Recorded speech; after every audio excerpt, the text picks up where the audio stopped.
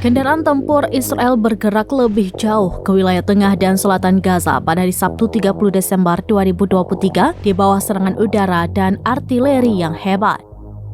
Pasukan Zionis Israel terus melancarkan serangan mematikan yang telah menghancurkan sebagian besar wilayah Gaza. Agresi Israel terfokus di Al-Bureij, Nuseirat, Maghazi, dan Khan Yunis didukung oleh serangan udara intensif yang memenuhi rumah sakit dengan warga Palestina yang terluka.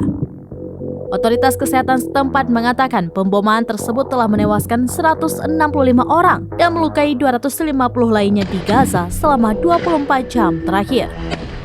Di Rumah Sakit Nasser di Khan Yunis, fasilitas medis terbesar dan terpenting di selatan wilayah kecil dan padat itu, sebuah video bulan sabit merah menunjukkan para medis membawa bayi kecil yang tertutup debu ke rumah sakit yang sibuk ketika salah satu dari mereka berteriak, "Ada pernapasan, ada pernapasan." Pengeboman telah menghancurkan rumah-rumah, blok apartemen, dan tempat usaha, serta membuat rumah sakit tidak bisa beroperasi.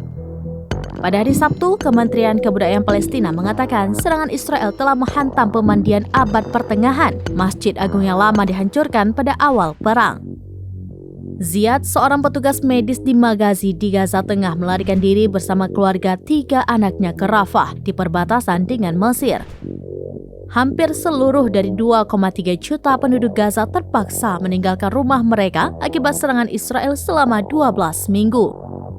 Serangan tersebut telah menewaskan sedikitnya 21.672 warga Palestina menurut otoritas kesehatan di Gaza, dengan lebih dari 56.000 orang terluka dan ribuan lainnya dikhawatirkan tewas di bawah reruntuhan. Israel mengatakan 170 personel militernya tewas dalam pertempuran di Gaza.